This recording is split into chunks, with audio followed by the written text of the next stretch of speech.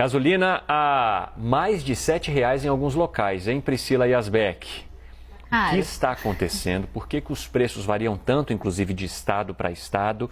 E o que a gente pode esperar? Porque encher o tanque já está assustador.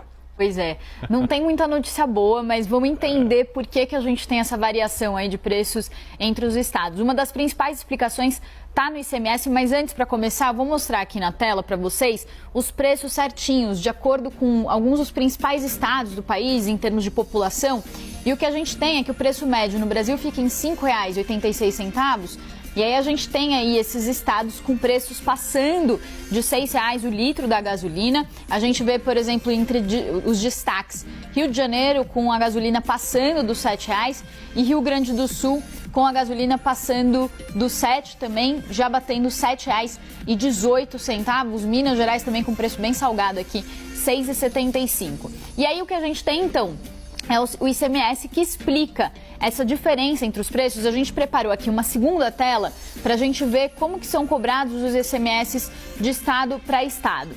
Então a gente tem, por exemplo, São Paulo aqui com 25% de ICMS, Minas Gerais 31%, Rio de Janeiro 34%, Bahia 28%, Paraná 29%, Rio Grande do Sul 30%. Então a gente vê essa variação que varia aí entre 24% e 35% e 34%. E aí, por que a gente vê a diferença, por exemplo, entre São Paulo e Rio de Janeiro?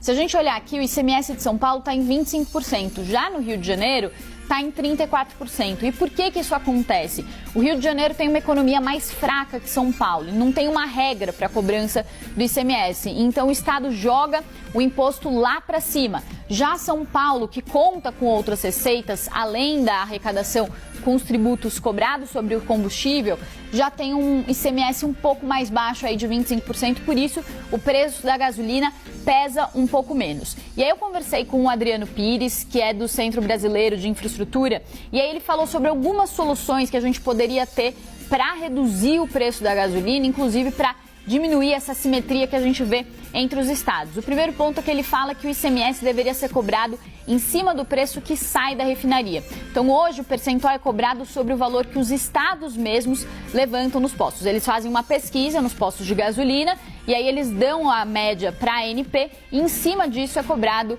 o ICMS. Isso dá margem para erros, já que os estados têm todo o interesse de oferecer, de colocar para a ANP um preço mais alto para conseguir arrecadar mais com o ICMS. O segundo ponto que ele fala também seria cobrar um ICMS em real por litro em vez de percentual. Isso é defendido inclusive pelo governo, o presidente Jair Bolsonaro tem falado bastante sobre isso.